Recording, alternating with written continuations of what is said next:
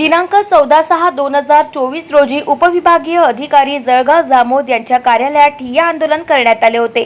उपविभागीय अधिकारी जळगाव जामोद आणि प्रशासक नगर परिषद जळगाव जामोद यांना देण्यात आलेल्या निवेदनात मागील 22 जुलै 2023 रोजी झालेल्या अतिवृष्टीमुळे स्थानिक ठिकाणी प्रभाग क्रमांक 1 आणि 2 मध्ये नागरिकांच्या घरात पाणी साचल्याने घरातील मालमत्ता पुरात वाहून गेली। बेघर झालेल्या नागरिकांना गेल्या 11 महिन्यांपासून नगर परिषदने दुर्लक्ष केल्याने नागरिकांनी यावेळी आपला रोष व्यक्त करत आंदोलनाची भूमिका ठाम असल्याने अखेर ठिय्या आंदोलनामुळे शासन प्रशासन जागे झालं।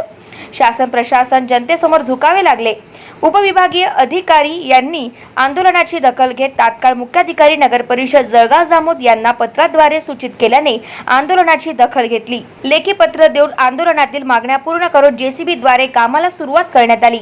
मागील 11 महिन्यांपासून पूरग्रस्तांना घराची सुविधा निधी प्राप्त होताच लाभ दिला जाणार। नदीला संरक्षण भिंत बांधकाम करण्यात येईल। खोलीकरण करण्याकरिता तात्काळ जेसीबी उपलब्ध करून कामाला सुरुवात करण्यात आली।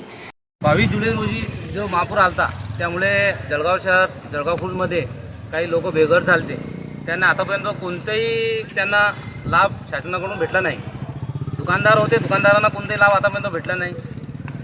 आता ती वेळ पुन्हा 11 महिने त्या विषयाला झाले, अजून तीच वेळ त्या एटावर आलेली आहे।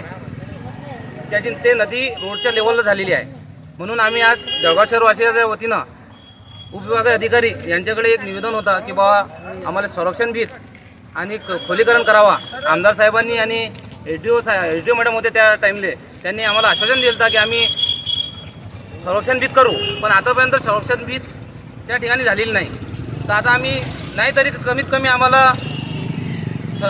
खोलीकरण तरी करून द्या ही मागणी घेऊन उपविभागीय अधिकारी या ठिकाणी आलतो।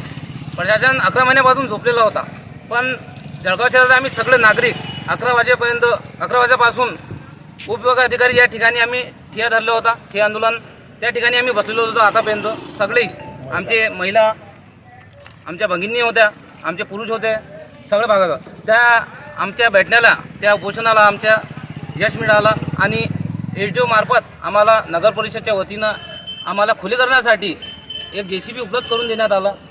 त्या जेसीबीमुळे आता आमचं खोलीकरण सुरू होणार आहे। गाव माझा न्यूज करिता राजेंद्र ससाणे, जळगाव जामोद, बुलढाणा।